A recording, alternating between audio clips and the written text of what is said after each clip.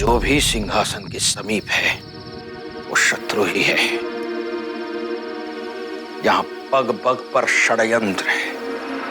ऐसे साम्राज्य पर शासन करने का लोभ अत्यंत स्वार्थी होता है देवी, और ये स्वार्थ केवल बाधा देखता है और बाधा का नाश करता है। फिर चाहे रक्त बहे, घर उजड़े या परिवार उजड़े। फिर क्यों लेकर आए थे आप उसे यहाँ? क्योंकि यही उसकी नियति है। मैंने कहा था ना, नियति नहीं अभिशाप है। और उसके लिए अगर कोई दोषी है तो वो आप है, स्वार्थी है तो आप है। फिर आप कौन से निश्चल है आचार्य?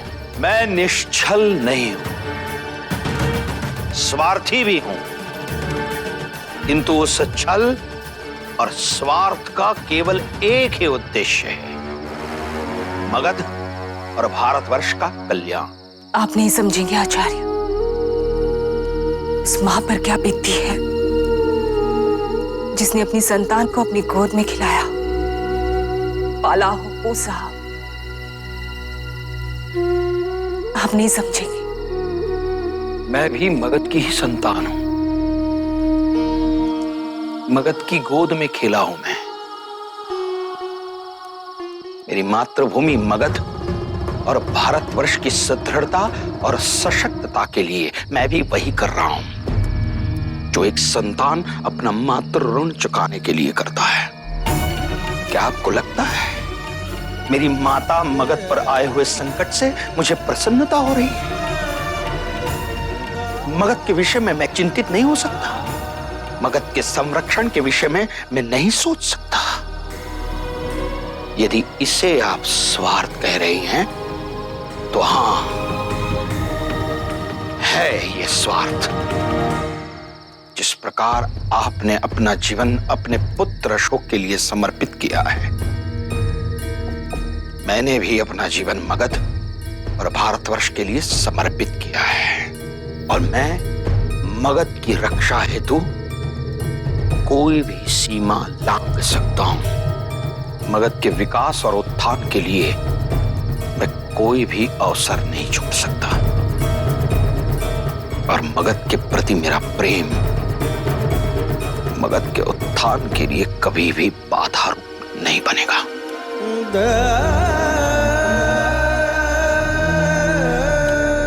यदि आप अपने पुत्र अशोक को लेकर जाना चाहती हैं तो जा सकती हैं देवी, मैं आपको नहीं रोकूंगा।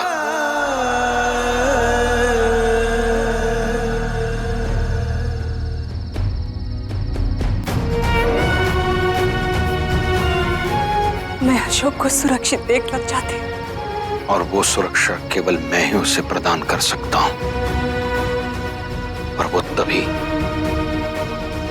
जब उसके भविष्य से संबंधित निर्णय लेने की स्वतंत्रता पूर्णतः मुझे दी जाए। क्या ये वचन दे सकती हैं आप मुझे?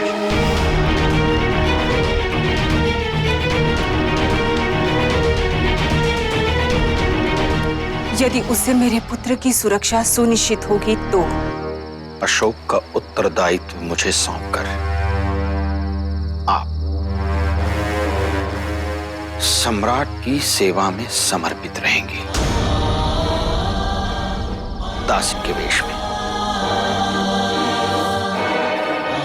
अशोक और आप दोनों मेरे साथ पाटलिपुत्र आएंगे, ताकि मैं अशोक को मगध का भविष्य सुदृढ़ बनाने और मगध का दायित्व उठाने योग्य बना सकूं, और मौर्य वंश की गरिमा बढ़ा सकूं।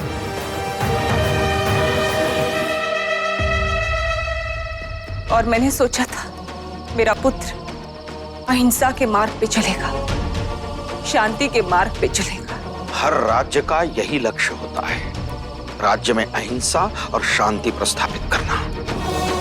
किंतु यही कटु सत्य है कि अहिंसा और शांति प्रस्थापित करने के लिए हिंसा के अतिरिक्त और कोई मार्ग नहीं होता।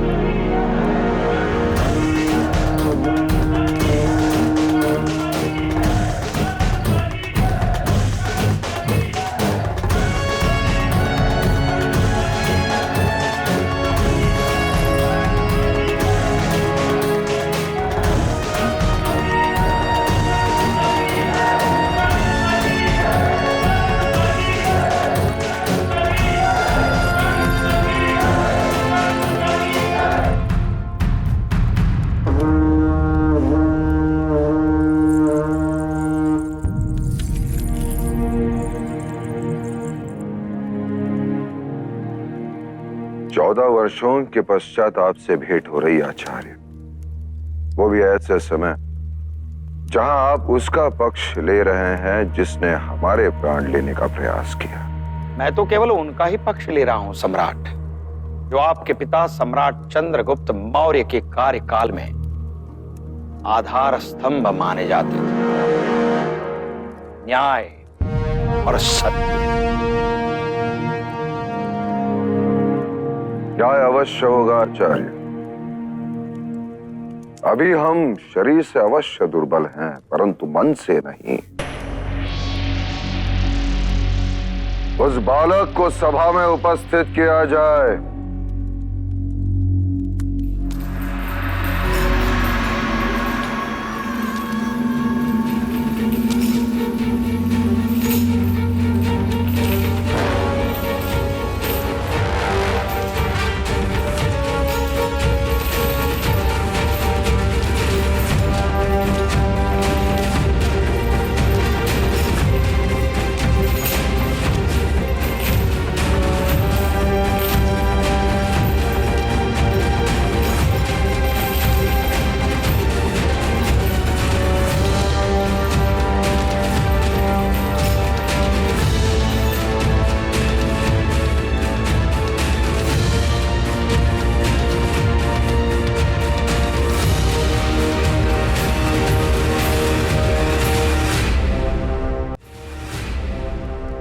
तुम्हें इतनी भी तमीज नहीं है एक सम्राट के सामने कैसे पेश आया जाता है?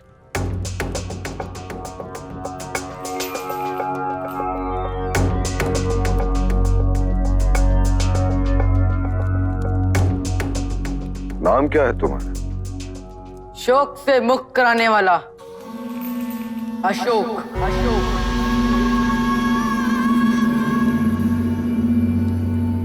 तुम पर राजद्रोह का आरोप है,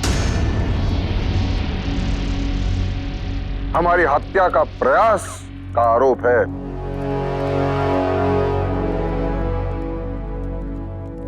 मेरे समझ नहीं आ रहा कि मैं तुमसे कैसे व्यवहार करूं बालक। वैसा ही व्यवहार जैसे एक सम्राट को दूसरे सम्राट के साथ करना चाहिए।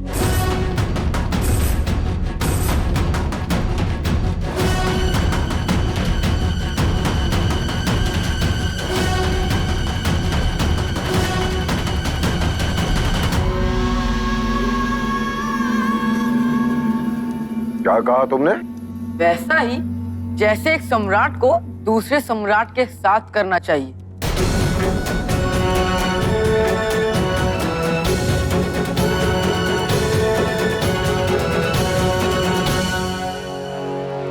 सुना आचार्य, ये मुझसे वो कह रहा है जो राजा पुरु ने सिकंदर महान से कहा था। अच्छा, तो आप सम्राट हैं। कहाँ के सम्राट हैं आप? अपने वन का सम्राट, सम्राट वनराज।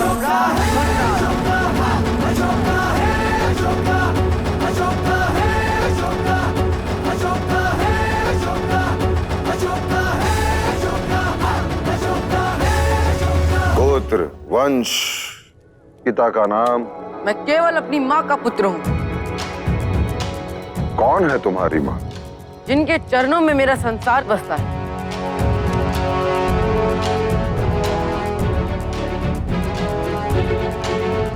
अप्रति सुंदर विचार हैं आपके, किंतु आपकी माँ का नाम क्या है? सम्राट, क्षमा कीजिए, ये बालक अपने वार्तालाप से भ्रमित करने में बहुत ही चतुर है। इससे पहले कि ये विषय कहीं और ले जाए, मैं ये स्पष्ट करना चाहता हूं, ये बालक उद्दंड अवश्य है, दोषी नहीं है।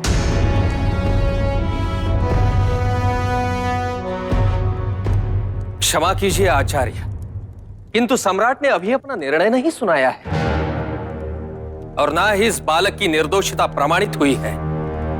प्रमाण तो इसके दोषी होने का भी तो नहीं है।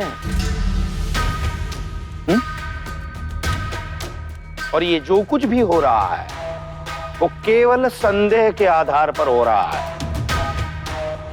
और मैं इतना अवश्य जानता हूं कि इसे दोषित करने का प्रमाण यहां किसी के भी पास नहीं है।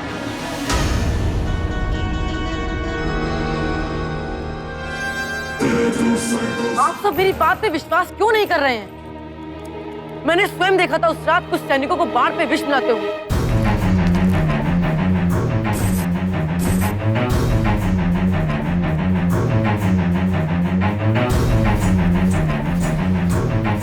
किंतु कुछ सैनिक मेरे पीछे पड़े हुए थे। उनसे बचने के लिए मैं उस वृक्ष पे जाके छुप गया और रात भर वहीं था। जब सूर्योदय हुआ तो मेरी आंख खुली और मैंने देखा कि सम्राट को लाया जा रहा था। वहां पे एक स्त्री भी थी, उन्हें बुलाइए, उन्होंने सब कुछ देखा था। वो साक्षी हैं, उन्हें बुलाइए ना। उस औरत की गवाही कल भी पूरी नहीं हो पाई थी, उसे बुलाया जाए।